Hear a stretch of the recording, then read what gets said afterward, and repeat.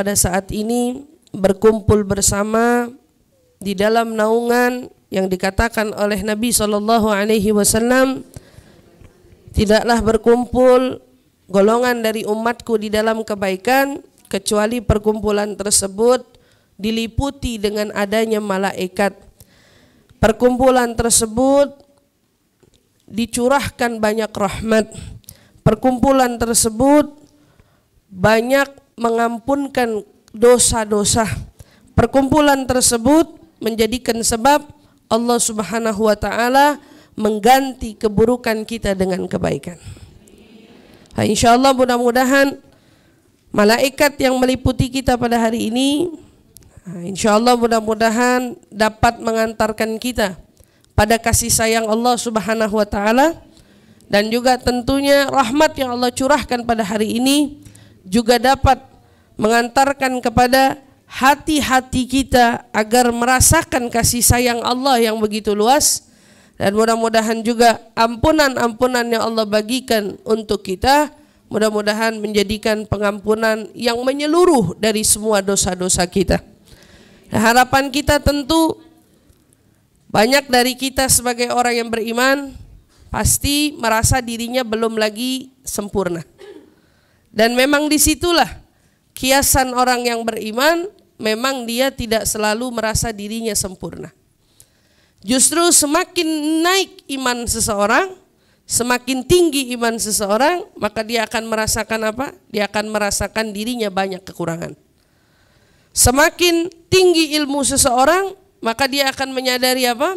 Bahwa dirinya jauh dari kata kesempurnaan. Oleh karena itu ibu-ibu yang dirahmati Allah, ya, kita semua dengan yakinnya kalau kita masih memiliki kekurangan, kita datang ke tempat-tempat kebaikan semacam ini, kita berharap bahwa Allah mengganti keburukan kita dengan duduknya kita di tempat ini dengan banyaknya kebaikan yang Allah limpahkan untuk kita. Barangkali mungkin sebelum kita hadir di tempat semacam ini, kita masih memiliki banyak perilaku-perilaku yang tidak terpuji. Tetapi setelah kita hadir, kemudian kita mendengarkan bagaimana akhlak Nabi, maka kita pulang kembali ke rumah kita dari tempat ini, kita pun ingin menata diri.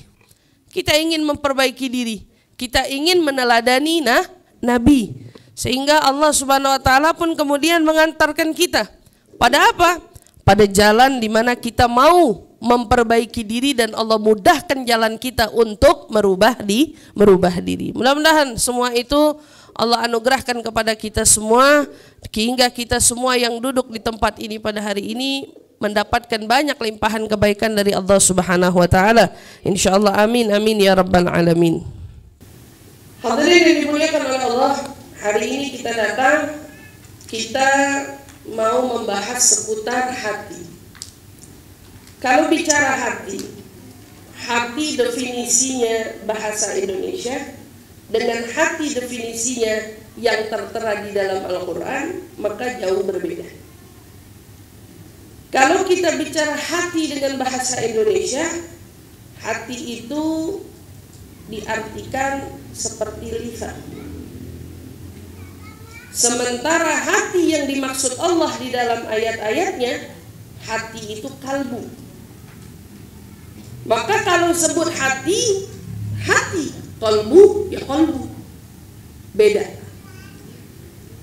Temanya apa? Hati-hati dengan hati. Kenapa ngambilnya kata hati? Karena banyak dari kita yang selama ini bahkan masih bingung dengan makna dari hati. Makna hatinya aja dia masih bingung. Oleh karena itu sedikit saya mau uraiin dulu. Hati itu apa? Dan yang dimaksud dengan hati pada umumnya itu apa?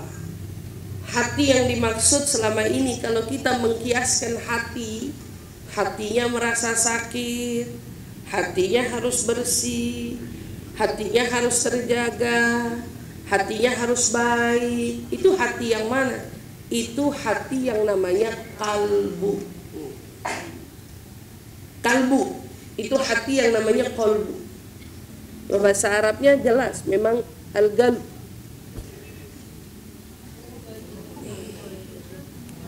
Apa iya yang di belakang nggak kedengeran kalau saya pakai mic yang sebelumnya? Hah? Ibu yang di belakang nggak kedengeran? Kedengeran? Nah, kalau kedengeran saya pakai ini aja ya, nah, biar nggak mati-mati. Maka kalau kita bicara kalbu dengan hati, dua yang berbeda. Tapi insya Allah saya yakin ibu-ibu paham nih.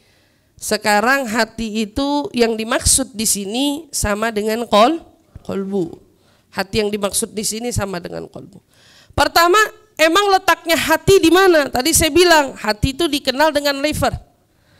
Sementara kalau Imam Ghazali menerangkan tentang hati atau kalbu yang dimaksud adanya dalam celah rongga jantung, kemudian di dalamnya ada gumpalan darah hitam, maka hitam itu dan gumpalan darah itu disebut dengan kolbu.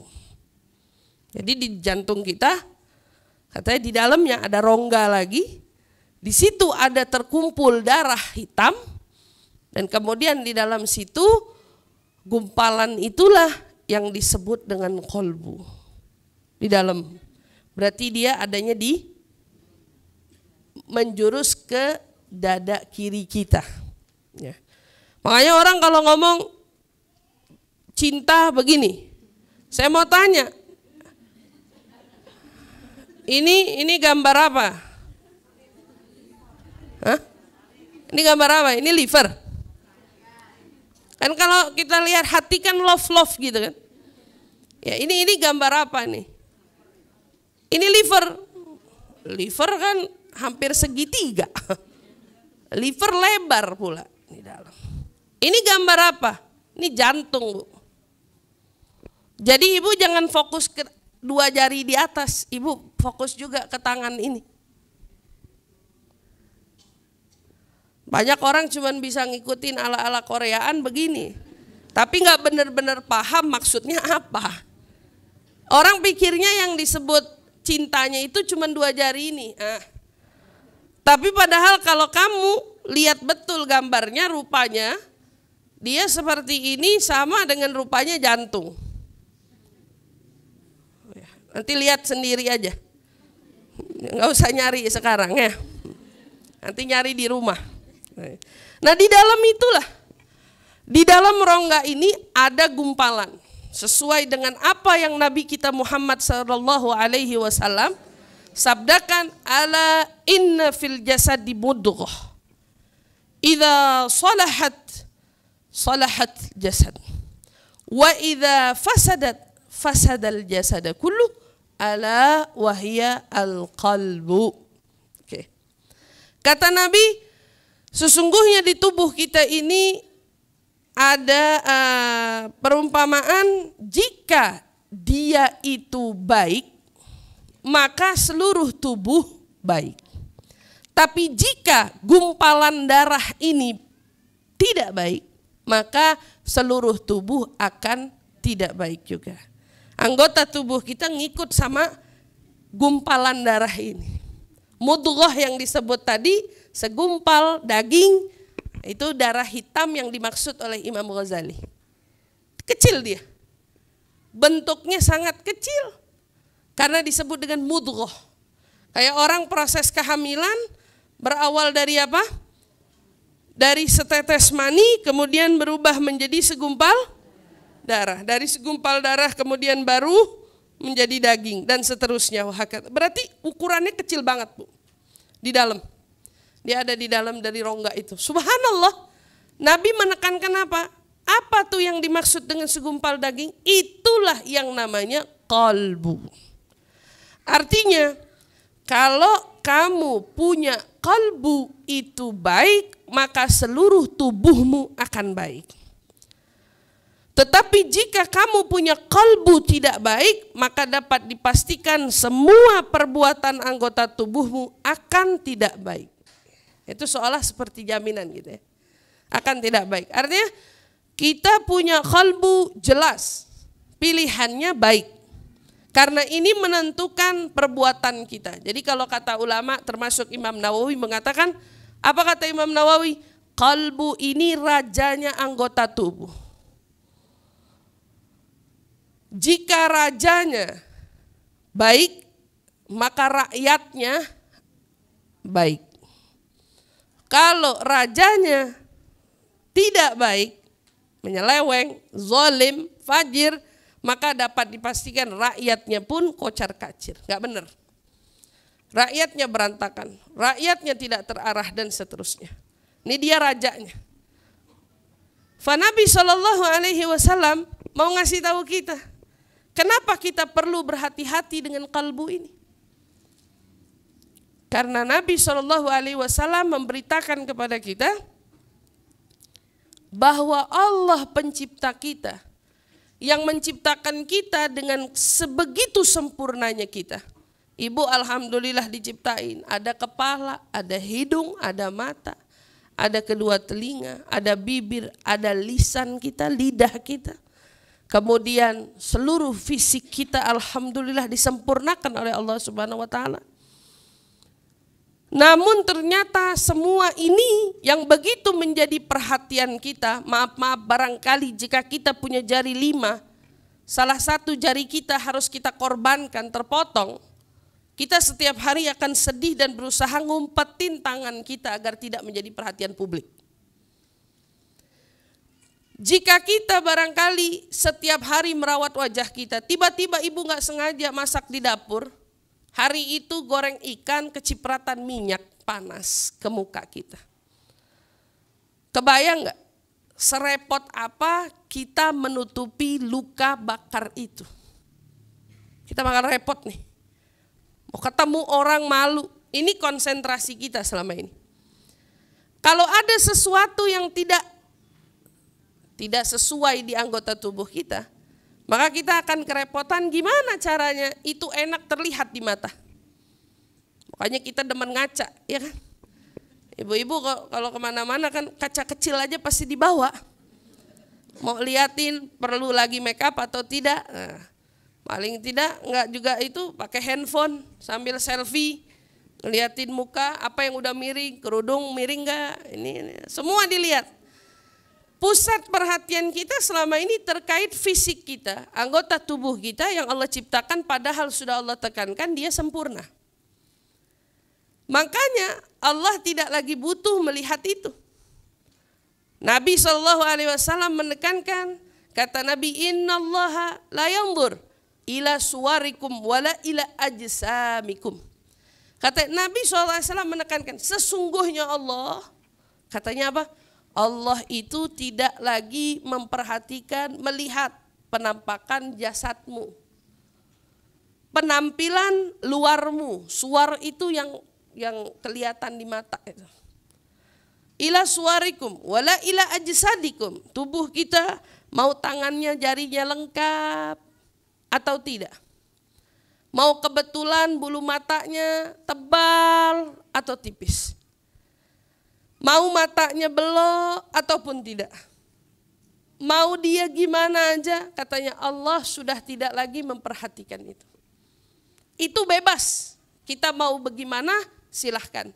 Yang rugi kita kalau kita nggak jaga, yang beruntung kita kalau kita jaga. Karena Allah bilang silahkan, saya nggak butuh lagi lihat itu. Kenapa? Karena Nabi lanjutin, wa innamallaha yanzur ila qulubikum wa niyatikum. Sesungguhnya Allah itu hanya mau melihat apa?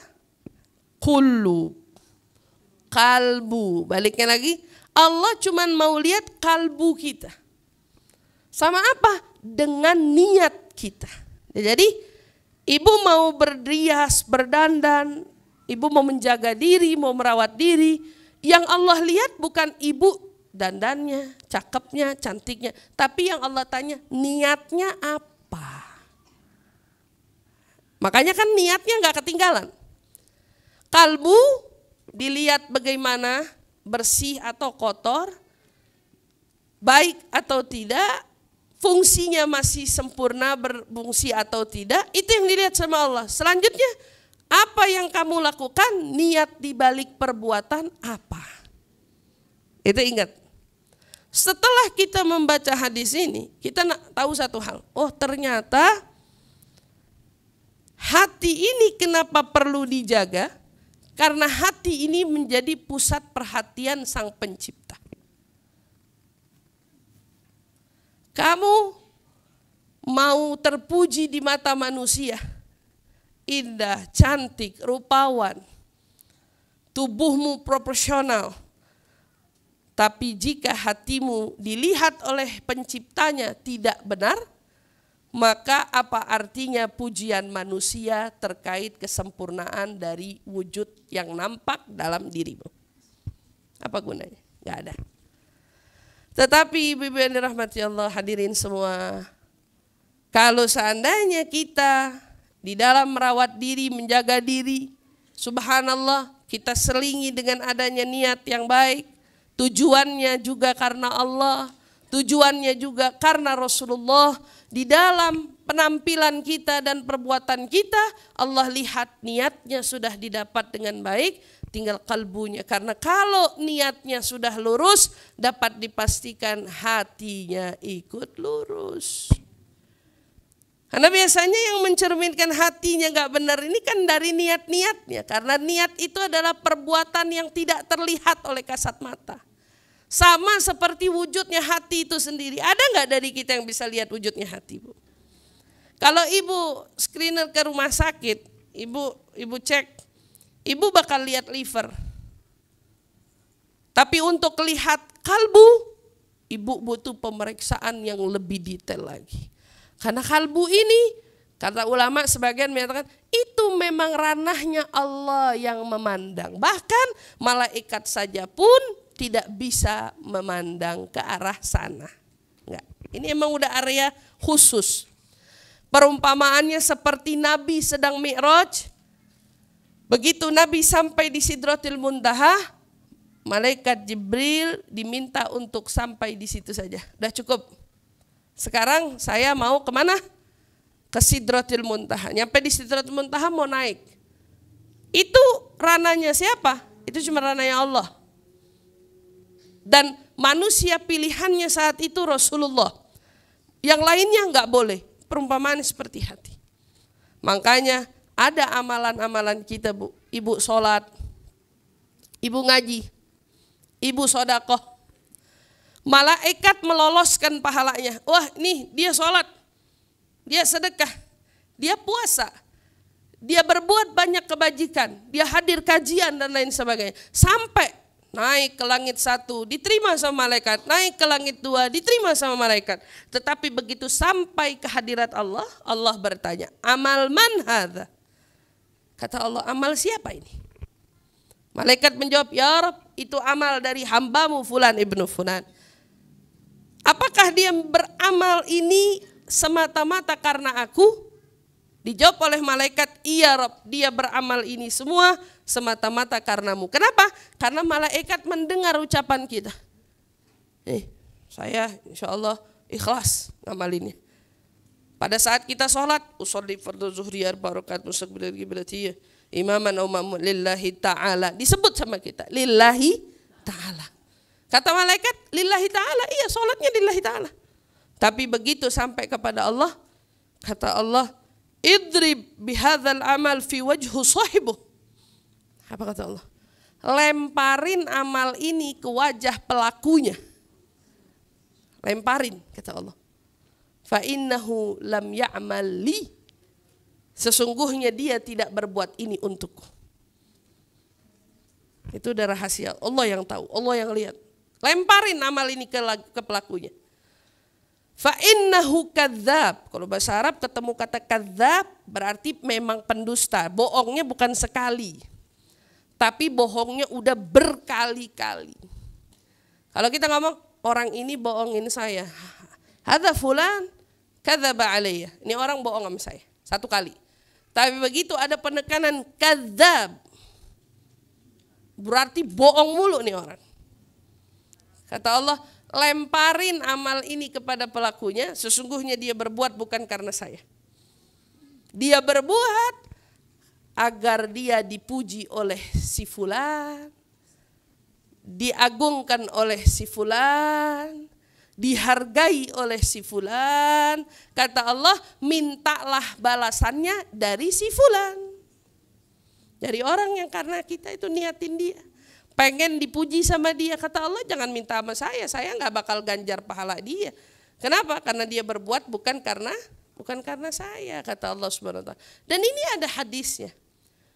Nabi SAW memberikan peringatan kepada kita. Seberapa kita menganggap bahwa hati kita bersih, tapi sejatinya yang hanya bisa menilai hati itu bersih atau bukan adalah Allah. Ibu kalau pergi ke toilet di mall, atau ibu pergi ke toilet di perkantoran misalnya, ibu akan lihat di balik pintu toilet ada seperti kertas. Kertas seolah atasan menilai pekerjaan dia dalam membersihkan toilet sudah dianggap bersih atau belum. Itu yang nilai bukan kita sebagai pengunjung. Tapi ada atasannya tuh. Biasanya di kertas ada kertas tulisan. Ini yang approve nih siapa nih? Itu atasannya. Berarti yang bisa melihat tingkat bersih atau tidak, anggapan itu terkait dengan atasannya. Walaupun orang bilang udah bersih, tapi ternyata begitu atasannya ngelihat, begitu atasannya meriksa, bagi dia nggak bersih, maka walaupun semua pengunjung bilangnya bersih, dia nggak akan dapat nilai bersih di sana. Nggak bakal. Apalagi kita dalam berbuat, dalam beramal. Berapa kali kita mengira selama ini yang kita lakukan itu sudah bersih, sudah tulus, lillah, ikhlas karena Allah. Tapi ternyata begitu Allah melihat lebih dalam terkait dengan hati kita, di dalam itu Allah tidak temukan ketulusan yang mendalam di dasar hati kita. Begitu Allah periksa, ternyata hati kita tidak sebersih yang kita ungkap. Betapa herannya melihat ada orang yang beranggapan mendingan hati yang bersih. Ya, biarin mulut begini, yang penting hatinya bersih. Kamu muji diri sendiri itu. Iya apa enggak? Ya, saya mah mulutnya doang begini, tapi hati mah Allah aja yang tahu. Emang betul?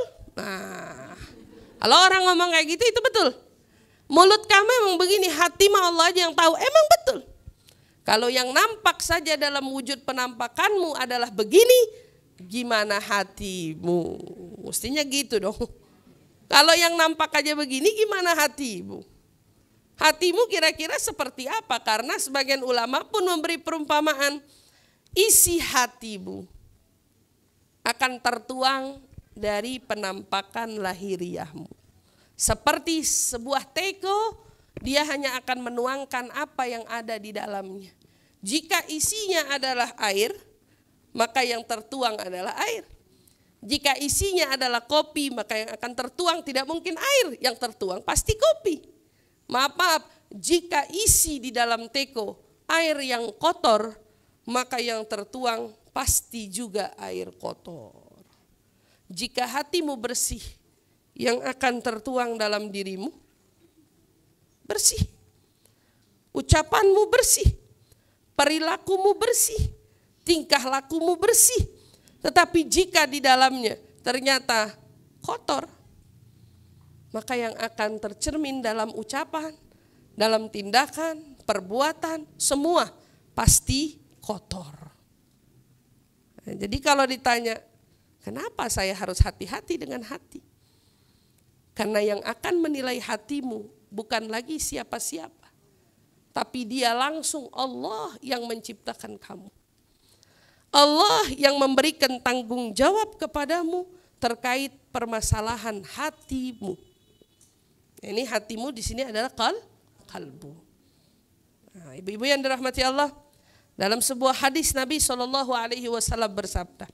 Nah, ini hadis ini akan ditampilkan di PPT.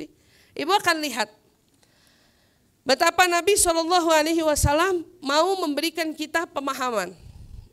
Kata Nabi, la yastaqimu imanu abdin hatta yastaqimu qalbuhu wala yastaqimu qalbuhu hatta yastaqimu lisanuh. Tidak akan lurus iman seorang hamba hingga lurus hatinya, dan tidak akan lurus hatinya seorang hamba hingga lurus lisannya. Hadis riwayat Ahmad. Kapan hati kita akan dianggap lurus? Bila ucapan kita lurus. Dan kapan iman akan dianggap lurus? Bila hati sudah lurus. Ternyata tangganya kemana dulu Bu awalnya? Tangga pertama adalah lisan. Itu tangga pertama. Sebelum kita naiki tangga keimanan, maka tangga pertamanya lisan. Jadi kita kalau mau membenahi kalbu, kuncinya ada bagaimana kita melatih diri untuk membenahi lisan. Ucapan kita. Bagaimana kita berucap baik, disitulah akan semakin menandakan lurusnya hati. Ustazah, kadang-kadang kita keceplosan. Tidak sengaja. Justru di sini perannya. Keceplosan, tidak sengaja, kalau kamu tahu itu adalah kebiasaanmu, maka kamu harus melatih diri untuk jangan sampai melakukan perbuatan itu. Nah, saya emang mulutnya begini. Terus kamu minta orang maklum. Tak bisa kan? Ibu tahu hebatnya lisan ini, dia bukan cuma mencerminkan hatimu. Karena dia bisa juga menjadi alasan melukai hati orang lain. Ini udah berkaitan sama orang lain. Berarti dosa diri sendiri aja belum kelar dipikul, pakai masih berurusan dengan dosanya orang lain. Karena lisan yang tidak terkendali tadi. Ya. Ada perumpamaan Bu, katanya mulut kita ini, lisan kita ini kalau berucap, ibaratnya seperti batu yang kau lempar ke dalam lautan. Siapa yang tahu sedalam apa lautan itu? Tidak ada yang tahu sampai di mana dasarnya kecuali batu itu. Nyampe sampai di mana dalamnya? Udah nggak ada yang tahu. Kalau kita ngucap, terkadang ucapan kita akan seperti batu tadi. Boleh jadi hati yang kamu sedang ajak bicara, hatinya orang yang cuek. Dia seperti laut yang masih dangkal. Biasa aja. Tapi kalau punya teman yang hatinya dalam,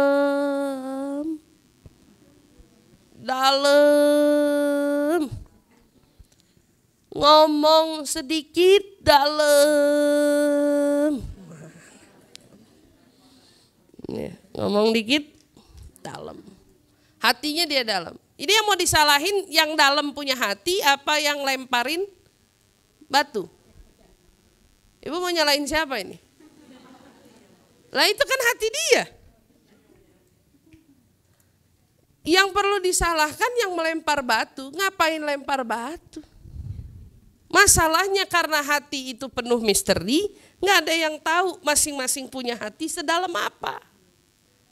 Jadi kalau ngomong itu hati-hati. Imam Syafi'i bilang sebelum berucap berfikirlah dahulu. Apakah ucapanmu akan melukai atau akan memberi manfaat? Jika kiranya ucapanmu memberi manfaat, ucapkan. Tapi jika ucapanmu hanya akan melukai, maka hentikan. Itu Imam Syafi'i bilang. Berarti dahulukan berpikir sebelum berucap. Mikir dulu makanya sebelum berucap. Allah sering mengkiaskan banyak orang-orang ini yang memang gak bisa berpikir jernih lantaran emang hatinya rusak. Emang ada urusan apa hati sama pikiran? Kata ulama, justru di sini perannya. Hati dan pikiran itu atau disebut dengan akal itu punya jaringan, Bu. Ada jaringan. Makanya kenapa kita dilatih untuk punya pikiran yang baik? Karena saat kamu berpikir yang baik, maka jaringan akan mentransfer sesuatu yang baik ke dalam hati. Pikiran. Tapi jika pikiranmu itu tidak baik, maka yang akan tertransfer juga ke dalam hati tidak baik. Pikiran. Kata seorang ilmuwan pernah berkata gini, hindari saat kau membuka mata melihat sesuatu yang menegangkan, menakutkan, atau menambahkan beban pikiran. Hindarin. Begitu kamu bangun dari tidur, hindarin. Kenapa? Karena saat kamu tidur, gelombang otakmu ada di mana? Ada di mana? Kalau kita tidur, otak ada di mana? Gelombangnya ada di alfa. Kita lagi tidur, enak dalam. Bangun. Begitu kita bangun, gelombang otak itu berada di theta. Katanya theta ini adalah waktu paling baik menyerap sesuatu yang akan mempengaruhi hati dan akan memberi kebaikan atau manfaat pada hari itu. Gara-gara hatinya enak, hari itu dampaknya baik. Perbuatanmu, ketemu orang, apa baik. Kuncinya di mana? Pertama, melek mata, otak abis alfa, mau naik ke delta. Jangan langsung loncat, Bu. Jangan lupa ada proses theta, katanya dibilang. Ini si proses theta ini harusnya digunakan untuk yang baik. Nah, inilah enaknya Islam ya. Islam ngajarin kita kalau bangun baca doa. Baca doa. Bahkan kalau kita bangun biasanya kita dianjurkan untuk sholat. Bangun, wudhu. Jernihkan pikiranmu dengan doa. Sholat adalah doa yang paling baik. Saat kita berdoa, saat kita sholat, walaupun maaf, hari itu kita sholatnya berat. Subuh nih, kan biasanya yang paling berat ya Bu ya. Tapi ibu belum mendistract diri dengan melihat yang lainnya. Enggak, emang bangun, baca doa, bangun tidur, berangkat ke kamar mandi, ambil air wudhu, kemudian sholat subuh atau sholat sunnah qobliyatus subuh dulu. Atau kalau bangunnya di waktu tahajud, berarti sholat sunnah tahajud, berarti ini otak ibu masih di theta nih. Bagus sekali. Begitu doa, salah satunya doa yang diajarkan sama Nabi kan di waktu pagi kita disuruh baca Allahumma inna nas'aluka khairu hadzal yaum fathahu wa nasrahu wa nurahu wa barakatahu wa huda. Allahumma inni a'udzubika min syarri hadzal yaum wa syarri ma fi wa syarri ma qablahu wa syarri. Doa apa tuh Ustazah? Buka Wirdul Latif, cari di situ, artinya ada di situ, cari semuanya. Itu Wirdul Latif, amalan yang disusun untuk dibaca di waktu pagi. Kalau ibu baca artinya, itu adalah afirmasi positif semua Bu. Ibu baca artinya, ya Allah, pantes kita pagi-pagi suruh baca doa sama Nabi. Ini otak masih di theta, jangan didistract dulu. Nah, tapi kebanyakan orang bangun tidur, bukanya, ibu tahu tuh. Kayaknya gatel banget mau lihat notifikasi buru-buru gitu. Emang siapa sih yang nyapa ibu pagi-pagi? Ngarep banget disapa gitu perasaan. Pagi-pagi buka HP langsung, yang dicari apa? Mereka yang biasanya bangun, terus kemudian doa pun terlambat, yang dilakukan adalah membuka layar handphone. Maka saat mereka membuka layar handphone, gelombangnya berubah. Tetanya hilang, ibu loncat ke delta. Kalau udah ke delta itu ibu udah on. Ibu sadar gak? Kadang-kadang mau ngilangin ngantuk buka HP. Katanya biar gak ngantuk liatin HP dulu deh. Betul emang, ibu ke distrek langsung, tetanya hilang, langsung naik ke Delta. Terus kalau udah langsung dari Alpha ke Delta, karena ibu ke distrek, yang akan ibu terima apa? Otak ibu tegang, Bu. Jadi karena mulai melek mata ibu udah tegang, ibu sholat, walaupun ibu ngaji, waktunya timingnya jadi nggak pas. Kenapa orang kalau mau meditasi disuruh dengerin lagu dulu? Kenapa? Karena mau nurunin dari delta, turun gelombangnya. Biar maksimal. Ibu pernah nasehatin anak, tapi waktunya salah. Kira-kira nasehatnya bakal kepake apa kagak? Ibu bilangin anak, momennya gak tepat. Didengar gak sama tuh anak? Gak didengar. Ibu bilang sama diri ibu, tapi timingnya gak tepat. Ya gak masuk, Bu. Makanya banyak doa yang kita lantunkan, tapi tidak berpengaruh apa-apa pada jiwa kita. Padahal ketenangan hati didapat dari zikir yang kita lantunkan.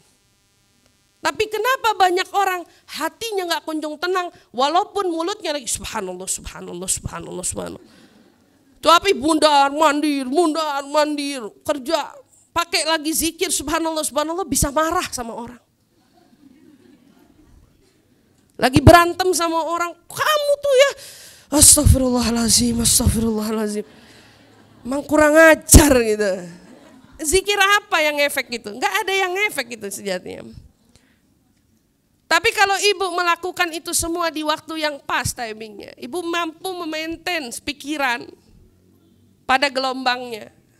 Ibu mau di mana aja, ketemu bahkan orang yang ngajakin ribut saat itu, ibu mah tenang aja. Dia udah panas, sudah marah-marah, ibu masih bisa senyum. Pernah Bu begitu? Hah? Lagi naik mobil, tiba-tiba dari belakang, gitu ya. Padahal ibu baru banget belajar gitu. Tahu kan orang kalau baru belajar naik mobil, tiba-tiba udah starter mobil nggak nyala-nyala, pencet lagi nggak nyala-nyala, terus toto nyala, begitu nyala mati lagi. Dari belakang udah ibu panik, ibu gelisah. Iya, tahu-tahu diajak ribut. Banyak kita lihat di luaran video beredar cuman soal salip-salipan mobil. Salip-salipan mobil, Bu. Tapi emosi sudah memuncak-muncak. Maaf, banyak ibu-ibu juga yang cuman ngerjain pekerjaan rumah istilahnya. Ibu ini lagi ngerjain pekerjaan rumah, nyapu, ngepel, nyuci piring istilahnya. Atau ibu mencuci pakaian keluarga, ya ini tugasnya para istri lah pada umumnya, kurang lebih seperti itu. Atau adik-adik yang masih sekolah, pagi-pagi mulai hari, tahu-tahu bangun kesiangan, atau mungkin hari itu dia mau mempersiapkan materinya dalam pelajarannya dan lain sebagainya. Kebayang nggak? Karena saat itu semuanya dilakukan tapi otaknya berada dalam ketegangan, jadi nggak boleh ada kesalahan sedikit, marahnya luar biasa. Padahal ibu itu cuma nyapu ngepel, cuci baju, tahu-tahu anak numpahin makanan. Gergetannya sampai nyentil, sampai nyubit. Tahu nggak sih mamah tuh capek. Kalau tumpah itu nggak sengaja, Bu. Ketumpahan kan nggak sengaja, Bu. Tapi gimana emosi kita sama sesuatu yang ketumpahan? Nggak bisa ngontrol. Karena otaknya udah tegang duluan. Kecuali anak ibu lagi ngepel, wah mama ngepel nih, tumpahin ah. Ibu sentil boleh itu anak. Iya nggak apa-apa, kenapa? Sengaja. Waduh mama lagi nonton nih, matiin TV-nya. Sambil liatin. Anaknya ternyata iseng ya. Tapi kalau yang namanya nggak sengaja, mestinya kan kita nggak berlebihan reaksinya, Bu. Tapi banyak maaf istri-istri dari kalangan muda sampai maaf ibu-ibu yang sudah lanjut usia. Perkara urusan pembantu di rumah salah beli yang diminta, pagi-pagi udah marah-marah. Makanya besok-besok kalau dibilangin, kalau disuruh tuh dengar katanya. Pagi-pagi salah. Waktu Theta yang mestinya memberikan ketenangan didistract sama dia langsung ke Delta, otaknya tegang tapi dia nggak sadar. Dia tetap wirid, dia tetap zikir, dia tetap sholat. Tapi hari itu dia mulai harinya dengan tegang, pikirannya tidak lagi sehat sehingga mempengaruhi perilakunya dalam keseharian. Nah, ini kalau terus-terus pikirannya tidak terkontrol akan mengantarkan pada apa, Bu? Pada hati yang rusak, kalbunya rusak, keluar kata-kata yang tidak tepat, pada akhirnya menyinggung banyak perasaan, marah mengantarkan dia pada kesombongan, marah mengantarkan dia pada perilaku yang tidak terpuji, sehingga akhirnya merusak semuanya. Dirusak semuanya, Bu. Dan Allah Subhanahu wa taala menekankan kepada kita bahwa hati tidak selalu bersih. Ada juga hati-hati yang rusak. Allah Subhanahu wa taala berfirman dalam Al-Qur'annya, fi qulubihim maradun fazadathum marada. Itu di dalam surat Al-Baqarah kita dapat. Berarti ada orang-orang yang di hatinya penyakit. Tapi kalau hati berpenyakit, emang dampak terburuknya apa? Kita buka di dalam surat yang lain, Allah Subhanahu wa taala di dalam surat At-Taubah berfirman pada ayat 125, apa yang Allah tekankan? Fi qulubihim marad. Allah tekanin. Wa ammal ladzina fi qulubihim maradun fazadathum rijsan ila rijsihim wa matu wa hum kafirun. Ini nih bahayanya. Kalau punya hati rusak, kalau punya hati nggak sehat, apalagi sampai kepada tahapnya sakit hatinya. Ini bukan sakit hati tentang dipautusin, dijahatin, dizolimin. Karena sebetulnya hati yang begitu walaupun terasa sakit itu tempatnya naik derajat, Bu. Harusnya orang kalau tahu dirinya setiap tersakiti oleh perbuatan orang lain, derajatnya akan diangkat oleh Allah Subhanahu wa taala, maka itu yang disebut dengan sakit tapi enak. Nah, Ibu pernah ketemu nggak sakit tapi enak? Pernah ngerasain nggak sakit tapi enak? Kalau saya kasih ilustrasi ringan aja, saya demen dipijit. Kaki saya sakit. Tapi begitu dipijit yang sakit malah enak. Tekan lagi dong. Pijit lagi dong. Sakit tapi enak. Harusnya setiap kita kalau tahu yang namanya sesuatu yang menyakiti kita, tapi di situ ada ganjaran, di situ ada pahala, di situ ada tingkat derajat yang akan ditinggikan, harusnya itu rasa sakitnya sakit tapi enak. Harusnya sakit tapi enak. Jadi bukan yang sakit tapi sedih, bukan sakit tapi teriak, bukan sakit tapi marah. Kan ada kan orang yang sakit tapi marah, Bu? Contohnya siapa? Orang cantengan keinjek. Mana? Ya, pernah ngerasain cantengan, Bu? Saya 2 kali, Bu, harus cabut kuku gara-gara cantengan. Jadi saya tahu banget rasanya nih. 2 kali sampai ganti kuku soalnya. Sakit tuh kuku cantengan soalnya, keinjek sama orang. Itu kan sakitnya banget ya. Apa sakitnya di sini? Enggak, Bu, sakitnya di situ. Sakitnya di kaki. Itu sakit nggak enak, reaksinya marah. Harusnya kan itu sakit yang nggak enak, mengantarkan kita pada reaksi yang marah. Mirip sama orang melihat seseorang bermaksiat. Yang sakit maksiatnya. Jadi jangan kemana-mana. Yang sakit maksiatnya. Kalau kita cantengan yang sakit jempolnya, jadi jangan kemana-mana. Ada pernah ketemu orang injek-injek jempolnya, yang sakit di sini, sakit banget aneh, ya Allah. Gak pernah.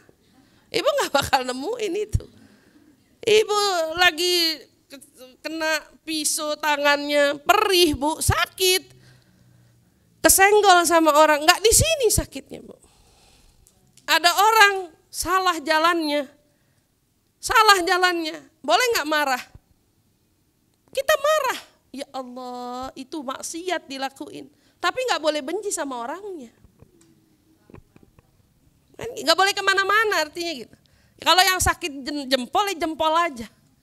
Kalau yang sakit jari yang terpotong, ya udah jarinya aja yang diomongin. Gak ada kaitannya sama hati. Tapi kalau kita ngelihat pelaku maksiat, kita marahnya pakai hati, kita udah salah jalannya. Bukan itu yang diajarkan sama syariat. Kenapa ente gak demen sama dia? Lihat aja bajunya, lihat aja pakaiannya, udah salah tuh orang. Masya Allah. Oleh karena itu ada hati-hati yang sakit disebabkan oleh apa? Penyebab salah satu penyakit hati, atau kita katakanlah jenis-jenis penyakit hati aja deh. Jenis-jenis penyakit hati itu contohnya apa aja? Sombong. Itu yang paling tinggi ya Bu, sombong. Apalagi Bu? Iri. Iri, dengki ya, sama ya. Apalagi Bu? Ria.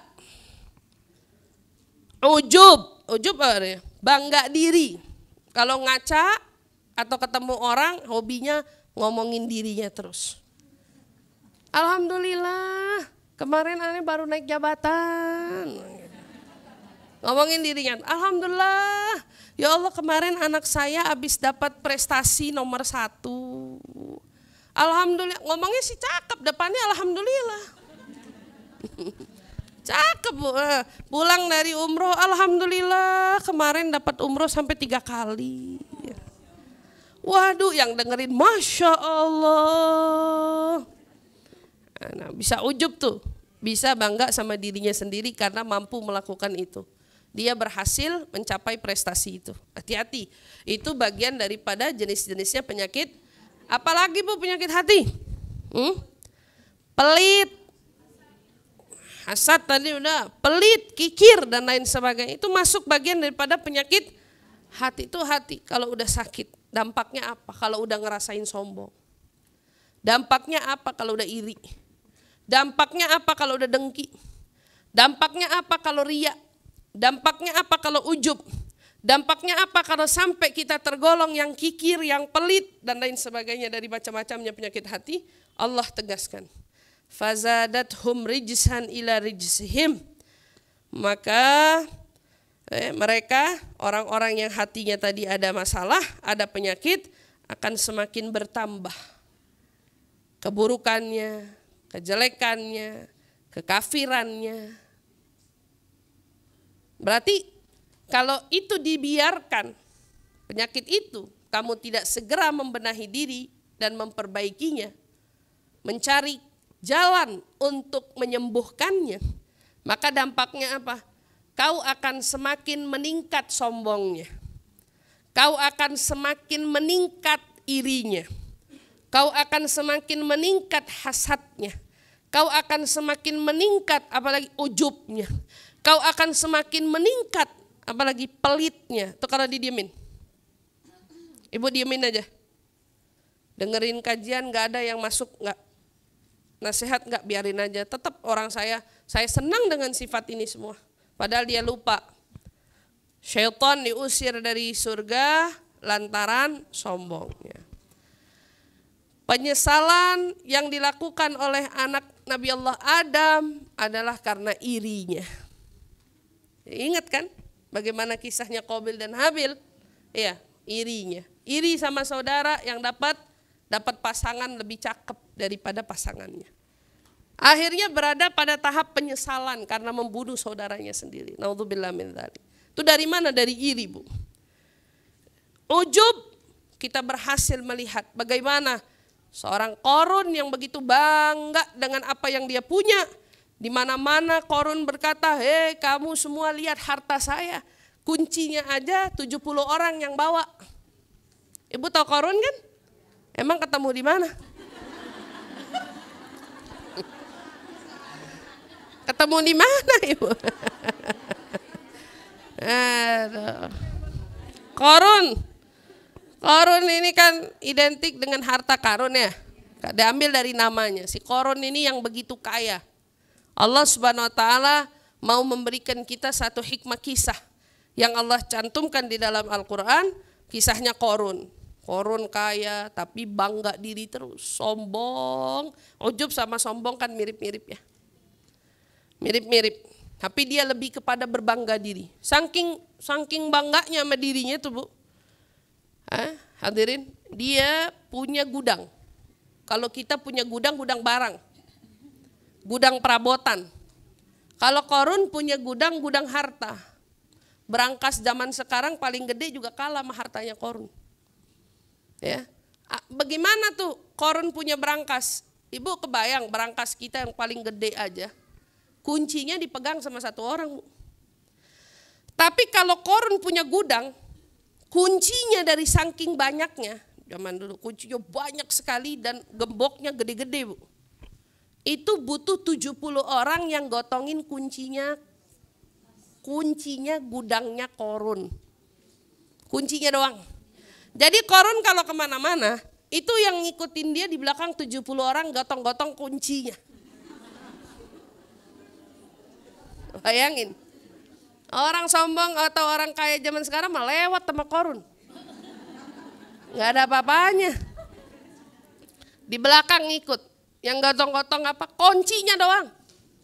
Kalau kuncinya aja yang bawa 70, hartanya sebanyak apa? 70 orang gotong kuncinya doang.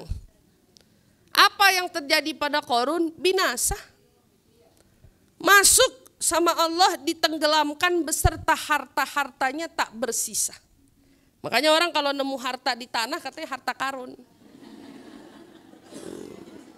Gara-gara hartanya Qarun sama Allah ditanam di bumi beserta korunnya Ibu.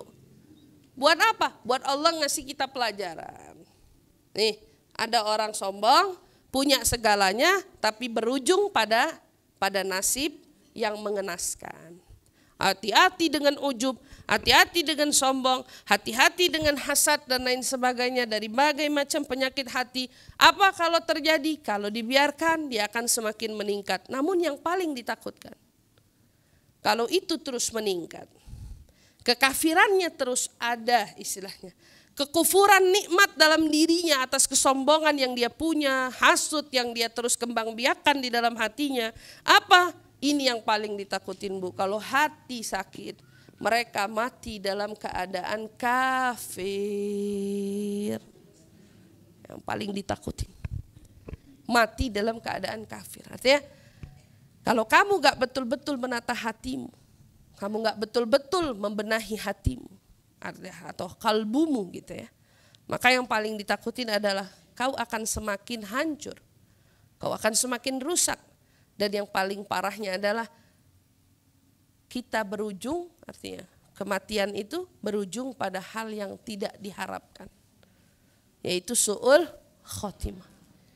Maka penting nih kita menata diri agar jangan sampai kita terjerumus pada kematian su'ul khotimah. Dan terlebih-lebih kita tahu dalam menata diri itu kita perlu berarti mencerdaskan diri, mencerdaskan pikiran, menambah pengetahuan, betul-betul mencari pengobatan. Ya, kalau ibu sakit, biasanya karena ibu sudah tahu sakitnya separah apa, ibu akan berusaha pergi dari satu tempat ke tempat yang lain hanya semata-mata ingin mencari ikhtiar kesembuhan. Pengen sembuh tuh penyakit. Tapi jarang kita temui ada orang yang jelas tahu bahwa dirinya memiliki penyakit hati, tetapi dia tidak bersungguh-sungguh di dalam mengobati hati. Dia gak sungguh-sungguh datang, mau ilangin hatinya yang salah, mau membersihkan hatinya yang mungkin dipenuhi dengan sampah, hatinya yang kemungkinan dipenuhi dengan kotoran, gak banyak. Maka dulu ibu-ibu yang dirahmati Allah, di zaman Rasul SAW ada seorang wanita. Dia dikenal dengan lisannya yang tidak terjaga. Kalau ngomong itu ceplas-ceplos, apa adanya, tapi seringkali menyakiti. Seringkali bahkan kurang ajar. Seringkali bahkan seolah tidak bermoral. Ucapannya itu enggak banget deh. Istilahnya gitu. Itu di zaman Rasul SAW. Satu ketika Rasulullah sedang kumpul dengan para sahabatnya nih. Lagi duduk-dudukan, lagi kumpul bersama dengan para sahabat, lagi duduk-duduk santai sambil makan korma, tiba-tiba perempuan ini lewat. Sahabat dari kejauhan begitu ngelihat perempuan itu, mudah-mudahan dia kagak lewat sini. Tapi karena perempuan ini memang dicap perempuan yang gak tahu malu, begitu dilihat ada gerombolan, ya kalau kita bilang zaman sekarang ada gerombolan atau ada perkumpulan laki-laki lagi pada kumpul semua. Bukan ngehindar malah kepancing mau nyamper. Baik itu Bu. Wah ada yang lagi pada ngumpul seru amat, ikut mampir Padahal jelas-jelas itu yang ngumpul lelaki semua. Kita perempuan, mestinya kan kita menghindar, harusnya kan gitu. Ini enggak, malah nimbrung. Apaan sih, lagi ngapain? Ya Allah seru banget kelihatannya gitu ya. Ini di zaman Rasul gitu, dia datang. Dia lihat penasaran, orang pada ngumpul laki-laki, wah pas ada Nabi, disamper sama dia. Sahabat udah pada gerah, udah pada kesel. Kata sahabat bilang sama Rasul, Rasul perlu nggak saya usir nih perempuan? Maksudnya biar nggak datang, biar nggak nyamper, saya usir duluan. Kata Nabi biarin aja, liatin aja dia mau ngapain. Beneran nyamper. Sahabat yang lain udah ngasih kode, pergi, enggak pergi dia. Kalau kita bilang mukanya tebel gitu, nggak malu dia, nggak malu.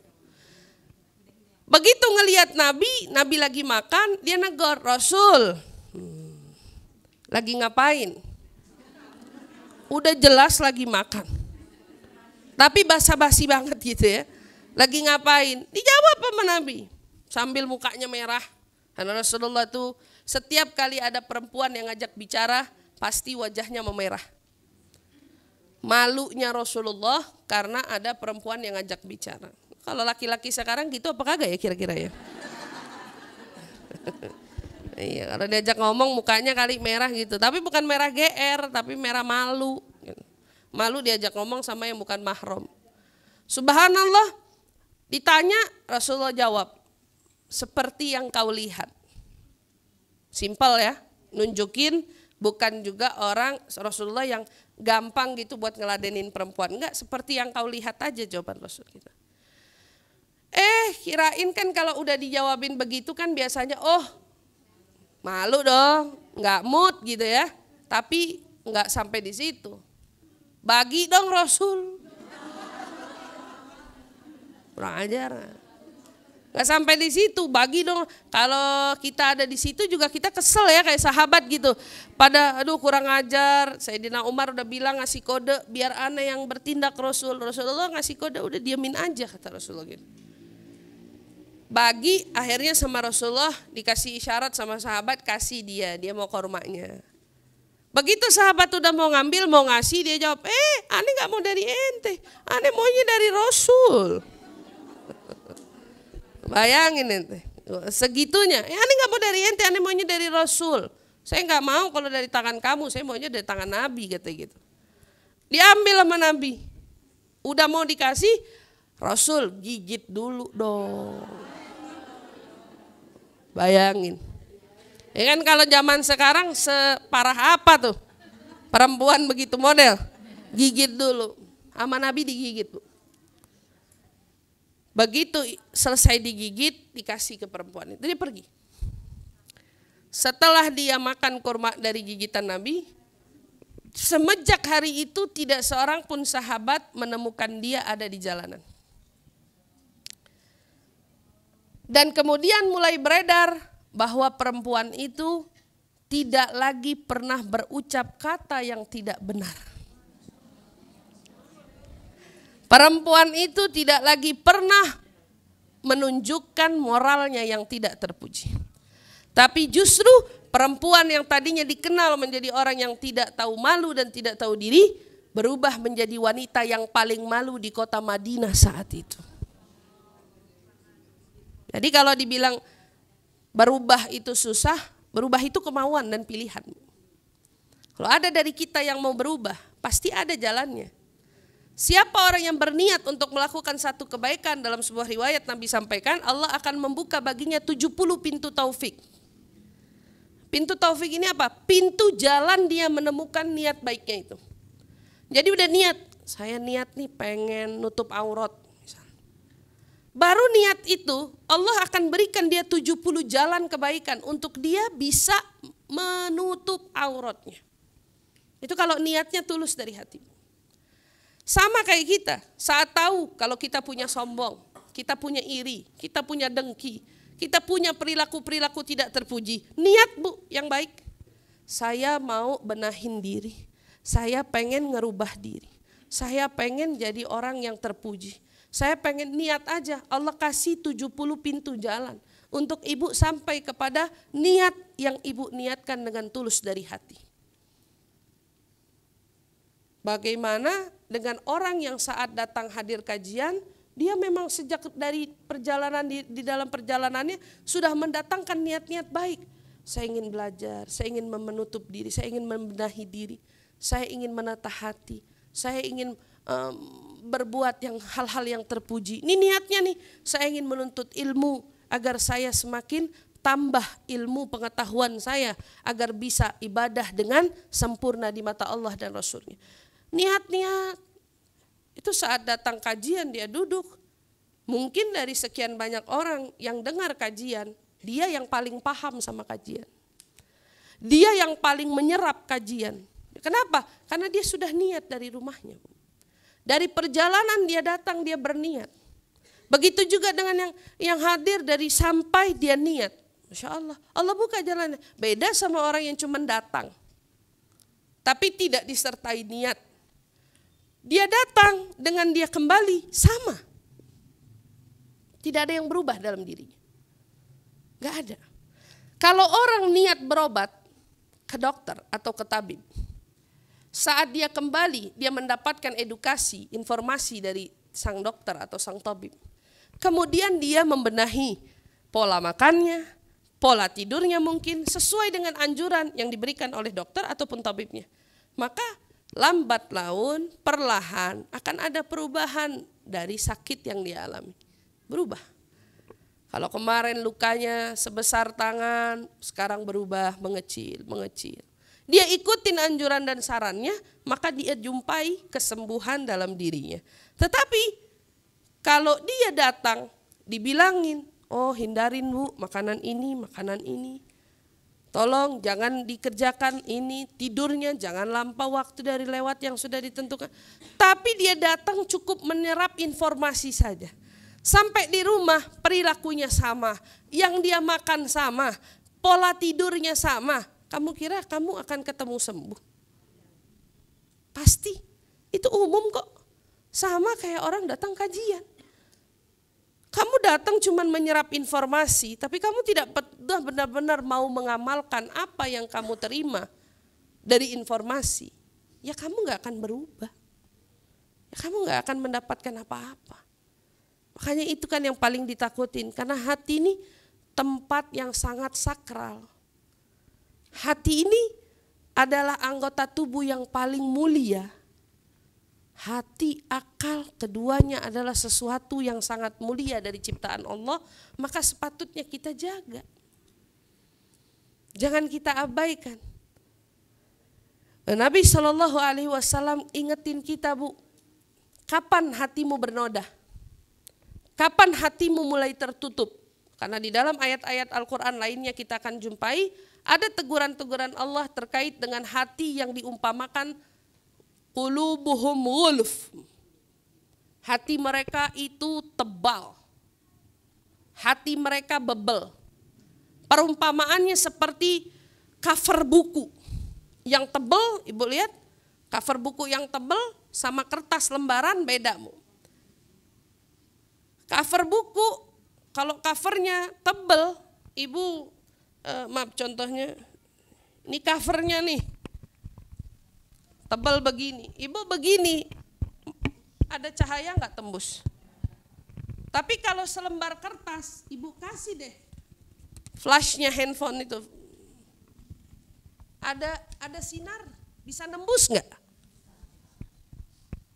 Tapi hati, makin dia melakukan suatu perbuatan salah ini, dia akan semakin menyebar dan akan semakin menebal karaknya.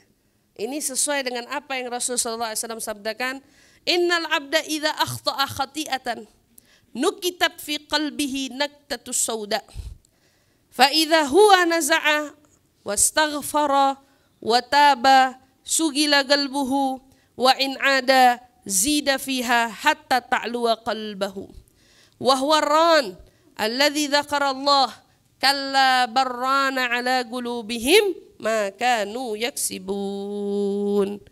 Rasulullah SAW bersabda, jika seseorang hamba berbuat dosa,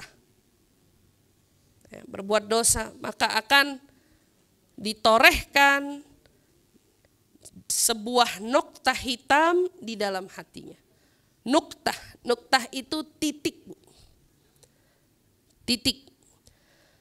Tapi jika ia meninggalkannya, kemudian beristighfar, niscaya hatinya akan dibersihkan dari noktah hitam itu. Berarti kuncinya ada di mana? Meninggalkan dulu. Wataba, wastaghfar. Nih, dia meninggalkan perbuatan salah itu, kemudian istighfar. Dia nyesel dulu, kemudian istighfar. Bukan nyeselnya tidak, tapi istighfar aja. Astagfirullah, astagfirullah, astagfirullah. Cukup saya tahu siapa dia, astagfirullah, astagfirullah. Oh ternyata begitu orangnya, astagfirullah, astagfirullah. Biar Allah yang bales, astagfirullah, astagfirullah. Kamu udah menyalahi aturan. Allah kan bilang wataba wastaghfar. Rasulullah bilang wataba wastaghfar. Di Al-Quran gitu juga Bu. Nyesal dulu, bertekad dulu untuk meninggalkan itu. Saya nggak mau lagi sombong. Saya tidak mau lagi menjadi orang yang iri. Saya tidak mau lagi menjadi orang yang pelit. Saya tidak mau lagi menjadi orang yang riya. Saya tidak mau lagi menjadi orang yang emosional, pemarah dan lain sebagainya. Ninggalin dulu. Setelah dia bertekad untuk meninggalkan, wastaghfar. Dia beristighfar. Astaghfirullah, astaghfirullah, astaghfirullah, astaghfirullah. Sugila qalbuhu wa in ada. Apa yang bakal kamu dapat? Kamu bakal dihapus nokta-nokta hitamnya itu. Tapi kalau kamu melakukan terus perbuatan itu, wa in ada zida fiha hatta ta'luwa qalbahu. Kalau kamu balik lagi berbuat, nokta-nokta hitam itu bakal terus nambah. Terus dia nambah sampai apa? Ta'luwa qalbah, hatinya ketutup semua. Nah ini kalau hati udah ketutup semua, berarti kan tadi saya bilang dia akan menjadi satu penghalang. Nah kalau masih awal, penghalangnya seperti lembaran kertas tadi. Tapi kalau dia terus lanjutin kesalahannya berulang dan berulang, kertas yang tadinya hanya sehelai akan bertambah menjadi beberapa helai. Saat dia bertambah menjadi beberapa helai, pada akhirnya dia berubah menjadi cover tadi. Karena tebal. Saat tebal, apapun cahaya, apapun nasihat, apapun teguran yang disampaikan kepadanya, tidak akan lagi sampai ke dalam hatinya. Enggak nyampe. Makanya enggak kesentuh-sentuh. Karena ternyata terlalu tebal. Ini sesuai dengan apa? Dengan yang Allah sudah katakan kepada kita. Di dalam Al-Quran Allah Subhanahu wa ta'ala berfirman, kalla bal rana ala qulubihim ma kanu yaksibun. Kata Allah, sekali-sekali tidak demikian. Sebenarnya apa yang selalu mereka kerjakan itu menutup hati mereka. Ini yang disebut dengan ron. Ron itu adalah artinya nuktah tusauda, titik hitam dari dosa yang kamu lakukan. Jadi ibu-ibu paham ya, salah satu menjaga hati itu adalah dengan menghindarkan diri dari berbuat dosa, menjauhkan diri dari maksiat.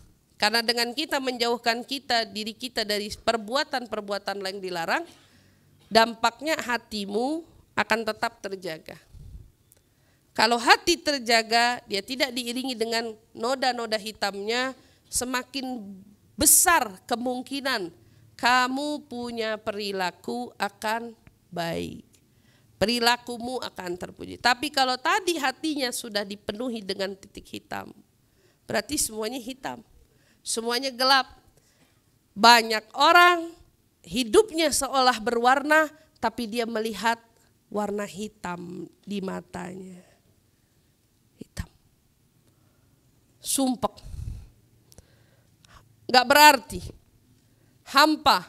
Kenapa? Karena bagi dia hidup saya terlalu gelap. Hidup saya begitu suram. Hidup saya begitu tak bermakna. Sebabnya ternyata bukan tentang hidupnya, tentang hatinya aja.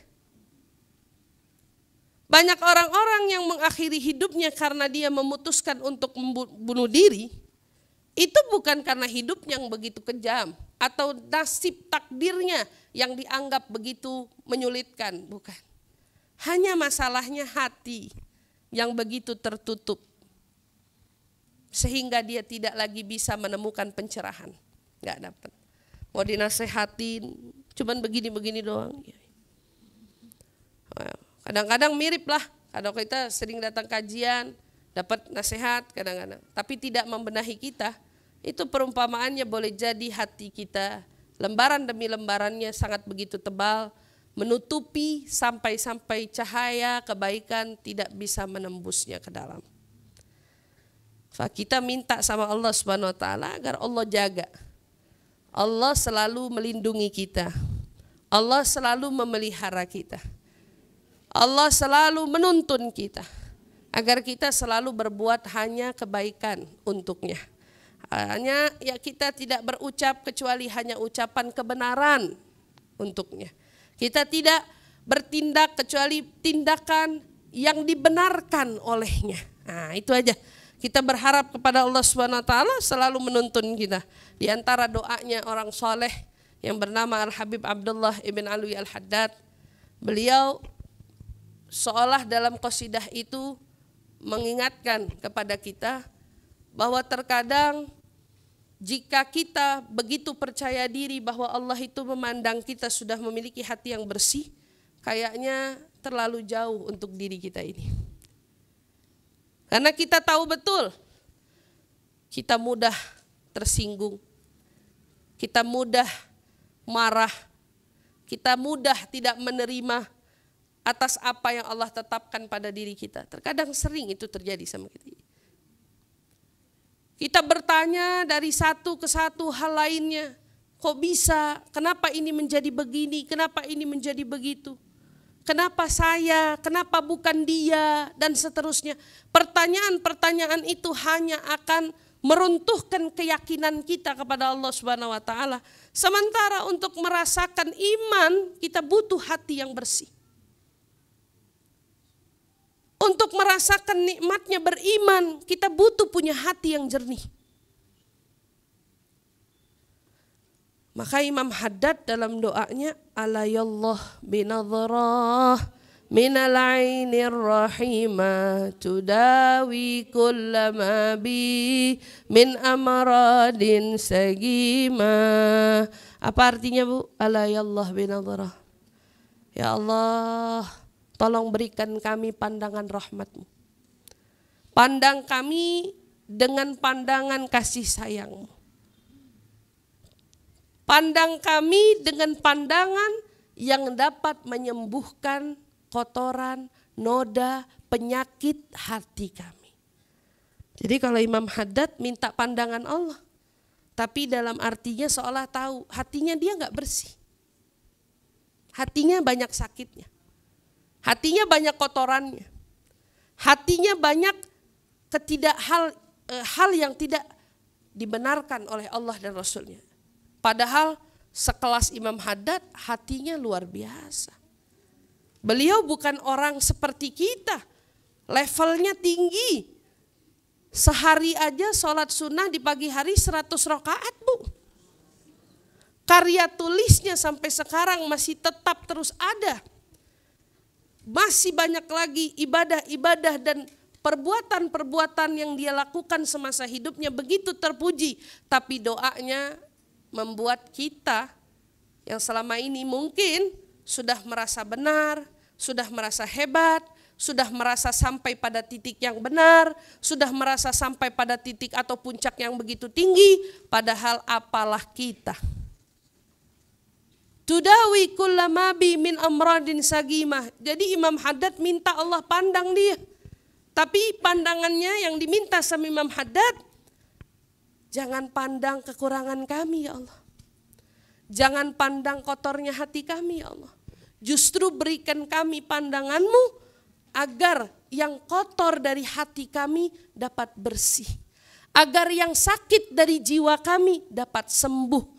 Agar yang suram dari hati kami dapat Kau penuhi dengan cahaya rahmat-Mu. Itu yang diminta. Jadi sekarang kita paham satu hal. Merasa hati sudah bersih adalah hal yang dilarang. Tidak boleh. Tugas kita terus belajar untuk menjaga hati agar hati ini tetap bersih.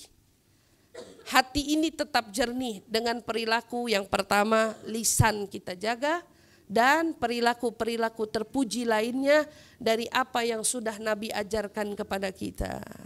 Insya Allah dengan kita belajar mengontrol pikiran, belajar menahan ucapan, belajar menjaga diri dari tindakan yang tidak dibenarkan, Allah anugerahkan kepada kita hati-hati yang bersih, hati-hati yang terpuji, hati-hati yang dibanggakan Allah Subhanahu wa ta'ala di depan para malaikatnya, bahwa amal perbuatan kita tidak ditemukan niatan atau tujuan selain daripada Allah. Insya Allah amin amin ya rabbal alamin. Ibu insya Allah Allah anugerahkan kepada kita semua apa yang kita harapkan dari doanya orang-orang salihin terkait dengan hati kita. Ini hanya sekelumit dari pembahasan seputar hati. Padahal kalau bicara tentang hati, para alim ulama itu sampai mengarang buku-bukunya dengan tulisan-tulisan karya yang luar biasa. Di antaranya Bu, Imam Ghazali sampai menulis satu bukunya, Mukasyafatul Qulub namanya. Mukasyafatul Qulub, menyingkap rahasia hati. Itu hati disingkap, apa-apa yang berkaitan dengan hati dan apa-apa yang menjadi PR-nya hati seolah Imam Ghazali uraikan di dalam kitab-kitabnya. Belum lagi kitab Ihya-nya, belum lagi kitab-kitab para ulama lainnya. Duh, kalau ngomongin hati mah gak ada habisnya. Iya apa tidak ibu-ibu? Ya, tapi kali ini kan ngomongin hatinya tentang kolbu. Bukan hati yang ibu-ibu rasa selama ini terkait dengan perasaan bapernya dan lain sebagainya. Insya Allah mudah-mudahan Allah jauhin bapernya kita ya. Jangan sampai jadi orang-orang yang baper. Amin amin ya rabbal alamin. Insya Allah mudah-mudahan nasihat yang kita uraikan pada hari ini ya bermanfaat untuk saya pribadi, juga tentunya untuk semua ibu-ibu yang hadir. Saya ucapkan banyak-banyak terima kasih kepada Ukhtina Risti Tagor dan juga Afwan Mbak siapa satu lagi majelis apa nih, Majelis Ta'lim Khairatun Nisa. Waduh luar biasa namanya, Khairatun Nisa. Khairatun Nisa artinya wanita-wanita terbaik ya. Pembinanya Ibu Lia Yugiantoro, Masya Allah. Mudah-mudahan insya Allah dengan komunitas muslimah salehah, insya Allah Allah Subhanahu wa ta'ala berkahi terus langkah-langkahnya. Ya, pertemuan kita bukan pertemuan yang sesaat, tetapi insya Allah pertemuan yang mendatangkan banyak manfaat di hari-hari kemudian insya Allah silaturahmi ini menjadi silaturahmi yang diterima Allah, silaturahmi yang diterima oleh Rasul Shallallahu Alaihi Wasallam. Insya Allah amin ya rabbal alamin. Dan mudah-mudahan pergerakan dari Majelis Taklim Khairatul Nisa dan juga komunitas muslimah salihah, mudah-mudahan Allah selalu memberkahi, Allah selalu menuntun, Allah selalu memberikan kekuatan menuju jalan keistiqomahan insyaallah amin amin ya rabbal alamin. Tapi ibu-ibu, sebelum saya tutup, saya minta ibu-ibu, kebetulan beberapa bulan yang lalu saya mendapatkan hadiah dari Allah. Instagram saya itu kebetulan dihack sama orang. Instagram saya dihack sama orang. Alhamdulillah hari ini kita kembali memutuskan bahwa kita akan mengeluarkan second account. Nah, ya, kalau memang akun yang lama kembali, alhamdulillah kita masih mengupayakan dengan yang terbaik. Namun jika akun lama tidak pulih, ya kita alhamdulillah mulai merajut kembali dengan akun yang baru ini. Nah, insya Allah second account ini bisa bermanfaat juga bagi ibu-ibu. Maka saya minta ibu-ibu bila berkenan follow akun saya, aisyahfaridbsa.id. aisyahfaridbsa.id. Baru banget hari ini kita kita publish, menyatakan insya Allah kita akan menginformasikan berbagai macam kegiatan dari kegiatan dakwah kita. Insya Allah mudah-mudahan ini bukan hanya pertemuan lagi-lagi yang pertama dan terakhir, tetapi pertemuan yang mengantarkan kita pada perjumpaan-perjumpaan lainnya. Insya Allah amin ya rabbal alamin. Terima kasih ibu-ibu semua atas segala perhatiannya. Hadanallahu wa iyyakum ajma'in. Assalamualaikum warahmatullahi wabarakatuh. Pertanyaan pertama terkait dengan niat. Terkadang kita manusia seringkali mendatangi berbagai macam kegiatan, tetapi ada unsur-unsur karena tidak enak dengan yang mengundang. Ini contohnya. Bagaimana bila awalnya kita beranjak melakukan suatu kegiatan atau perbuatan kebaikan, tetapi diawali dengan niat karena tidak enak, atau karena diundang tetapi dengan berat hati mau tidak mau kita berangkat gitu ya. Apakah bisa kita merubah niat itu? Begitu kita sampai, lalu kita kemudian menata diri, menata hati kita kembali untuk meluruskan niat itu karena Allah. Sangat bisa. Justru di situ tempatnya. Saat kita menyadari bahwa sayang banget, saya lagi datang ke kebaikan, tapi saya hanya niatnya karena nggak enak sama yang ngundang. Begitu kita sadar kalau niat kita hanya sebatas karena tidak enak, lalu kita buru-buru mendatangkan niat-niat baik lainnya, kita paksa niat baik itu. Bagaimana? Banget dianjurkannya, sangat dianjurkannya. Dulu Al-Habib Ali bin Muhammad Al-Habsyi, salah seorang tokoh ulama dan juga pembuat dari Maulid Simtud Duror, beliau berkata, saya dulu waktu kecil dipaksa sama ibu saya untuk berniat sesuatu yang bahkan itu belum tentu saya lakukan. Contoh, tiap pagi saya keluar rumah, kata Habib Ali bilang, saya dididik sama ibu saya nih, Ali, niat jangan lupa, kalau kamu ngelihat duri di jalan, kamu akan pungut lalu kamu akan pinggirkan. Kalau kamu melihat sampah berserakan di jalan, kau akan membersihkan sampah tersebut. Bila kau bertemu dengan orang tua rentan yang membutuhkan bantuan, kau akan membantu mereka untuk mereka mudah melakukan perbuatannya. Banyak lagi niat-niat lainnya. Padahal kata Habib Ali bilang, hari itu saya nggak ketemu duri. Hari itu saya nggak ketemu orang tua yang butuh bantuan saya. Tapi tiap hari ibu saya suruh saya niat kebaikan yang bermacam-macam niat kebaikan tadi. Sampai pada akhirnya saya paham kenapa saya harus membiasakan diri untuk berniat baik. Karena ternyata saat kita memulai diri dengan berniat baik, walaupun hari itu kita tidak berbuat, tapi itu sudah tercatat. Pahalanya sudah lebih dulu sampai. Jadi kan gitu kan, kita berpaham ya, bahwa ternyata Allah SWT memberikan satu keistimewaan, di antara keistimewaan-keistimewaan yang ada untuk umatnya Rasulullah, itu adalah jika kita berniat melakukan suatu kebaikan, maka itu langsung dicatat bahwa kita berbuat kebaikan. Berbeda dengan perbuatan dosa. Saat kita berniat melakukan satu perbuatan dosa, Allah akan berkata kepada malaikat, tunda. Jangan kau catat sampai dia melakukannya. Itu bedanya.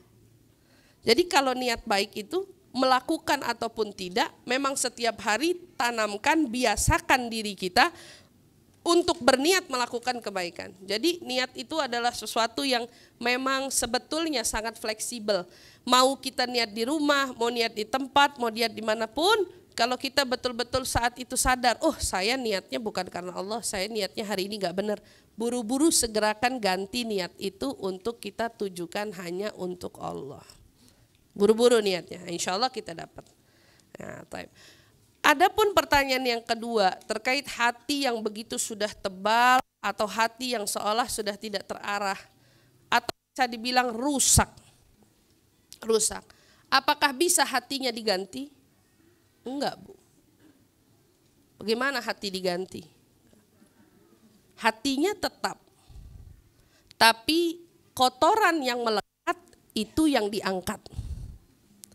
Jadi kalau tadi kan kita sebetulnya bahas ya, bahwa saat kita bertekad untuk tidak kembali melakukan dosa itu, dan kemudian kita beristighfar, maka Allah akan hapus noda-noda hitam tadi. Allah hapus. Berarti setiap kali kita punya niat untuk meninggalkan dosa, diiringi dengan perbuatan kebaikan, noda-noda yang melekat di hati dari hitam-hitamnya perbuatan dosa kita, sama Allah itu perlahan-lahan dibenahi, dibersihin. Boleh jadi jika itu adalah lembaran demi lembaran, setiap harinya ia akan tersingkap sampai yang tadinya dia tebal kemudian mengikis, yang tadinya dia hitam kemudian dihapus sampai akhirnya betul-betul dia bersih. Dan jika itu semua sudah, akan ada tandanya lagi, tapi sayang sekali Bu, pembahasannya bukan di sini tapi di materi siang nanti ini. Iya, saya siang nanti ini materinya. Jadi gimana tuh kalau hati sudah tabir demi tabirnya sudah mulai tersingkap, dan apa sih tanda-tanda bahwa tabir-tabir itu sudah mulai tersingkap? Sayangnya materinya nanti siang Bu, insya Allah. Iya, di Masjid Al-Hakim insya Allah. Ibu-ibu mungkin bagi yang nggak ngapa-ngapain silahkan monggo mampir ke sana, mungkin bisa ngelanjut, atau kalau di rumah boleh mungkin ikut streaming dari kajian yang akan saya sampaikan di sana. Jadi ya betul-betul pas tuh, maksimal. Di sini kita membuka terkait dengan pentingnya menjaga hati, berhati-hati dengan hati. Nah di sana ibu akan temukan jawaban bila hatimu sudah kau jaga, bila hatimu sudah kau berusaha untuk benahi, apa yang akan nampak perubahan dalam dirimu, di sana nanti kamu akan dapatkan. Insya Allah. Terima kasih. Selanjutnya ada pertanyaan. Mari Ibu yang dirahmati Allah, kita pasang hati kita kembali, pikiran kita fokuskan dalam lantunan-lantunan doa yang akan kita panjatkan. Mudah-mudahan semua apa yang kita harap dan apa yang kita niatkan dan apa yang kita tujukan kepada Allah Subhanahu wa taala, semuanya mudah-mudahan diijabah Allah Subhanahu wa taala insyaallah. Amin amin ya rabbal alamin. Bismillahirrahmanirrahim. Alhamdulillahirabbil alamin. Hamdan yuwafi ni'amahu wa yukafi'u mazidah. Ya rabbana lakal hamdu kama yanbaghi li jalali wajhika wa li'azimi sultanik. Subhanaka la nuhsi thanan 'alaika anta kama athnayta 'ala nafsik, falakal hamdu hatta tarda wa lakal hamdu idza radit wa lakal hamdu ba'da ridha. Allahumma salli wa sallim 'ala sayidina Muhammadin fil awwalin wa salli wa sallim 'ala sayidina Muhammadin fil akhirin wa salli wa sallim 'ala sayidina Muhammadin fi kulli waqtin wa hin wa salli wa sallim 'ala sayidina Muhammad hatta tarithal arda man 'alayha wa anta khairul warithin. Rabbana la tuzigh qulubana ba'da idh hadaytana wa hab lana min ladunka rahmah innaka antal wahhab. Rabbana innana zalamna anfusana wa in lam taghfir lana wa tarhamna lanakunanna minal khasirin.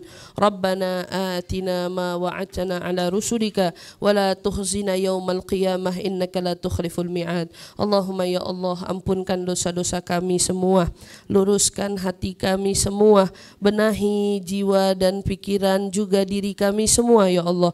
Tuntun kami kepada jalan-Mu ya Allah, tuntun kami kepada jalan Rasul-Mu ya Allah, tuntun kami kepada jalan kebenaran sampai ajal menjemput kami ya Allah. Allahumma ya Allah, pelihara iman Islam kami, jaga iman yang Kau titipkan untuk kami, jaga dan pelihara akidah dan keyakinan kami ya Allah, sehingga tidak ada yang kami yakini di dalam hati ini kecuali hanya Engkau ya Allah. Allahumma ya Allah, kami sadar kami begitu banyak bermaksiat, kami sadar kami begitu telah zalim terhadap diri kami sendiri, kami sadar kami begitu banyak melampaui batas dari batas yang Kau sudah tetapkan ya Allah. Mohon kiranya Kau ampuni dosa-dosa kami semua, mohon kiranya Kau angkat semua kesalahan kami ya Allah, mohon kiranya Kau hapus semua noda-noda kami ya Allah, mohon kiranya dengan izin, dengan keberkahan dan kemuliaan Nabi Muhammad SAW, Kau berkenan memandang kami dengan pandangan kasih sayang dan rahmat-Mu ya Allah.